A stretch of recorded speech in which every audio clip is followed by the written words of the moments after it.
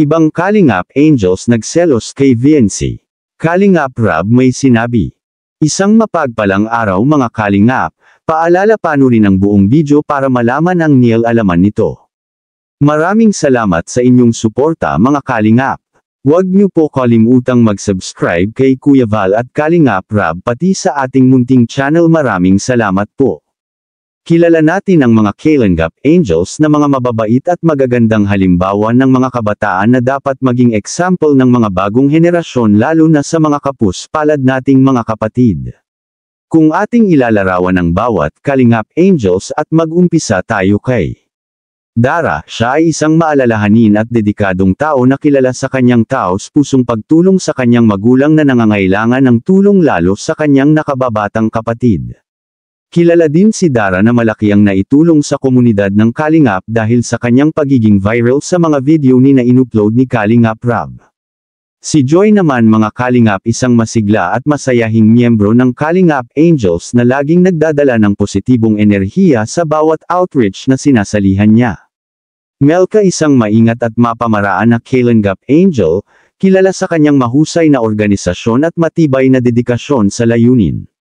At sa kabila ng pagiging PWD ng kanyang mga magulang ay nanatiling nakasuporta si Melka sa kanila at hindi pinapabayaan.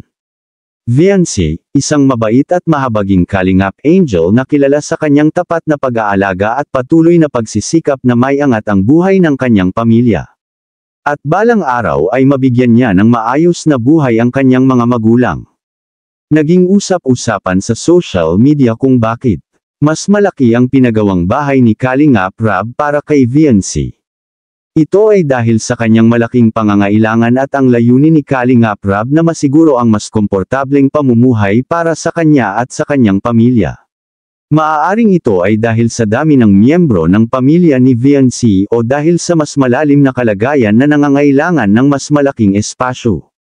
Ang desisyon na ito ay nagpapakita ng malasakit ni Kalingap Rab sa mga taong talagang nangangailangan ng tulong at suporta, lalo na ang mga may mas malalim na suliranin sa buhay.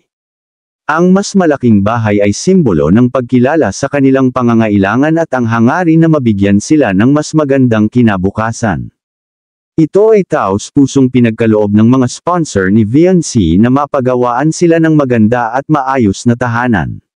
Dahil sa dami ng mga napasaya ni VNC at napakilig lalo na sa tambalan nila Edo ay maraming sponsors ang nagpahatid ng kanilang mga nag-umapa na tulong. Anong masasabi mo tungkol dito mga Kalingap? I-comment mo lang sa baba ang gusto mong sabihin at ating babasahin isa-isa. Maraming salamat po. To God be the glory.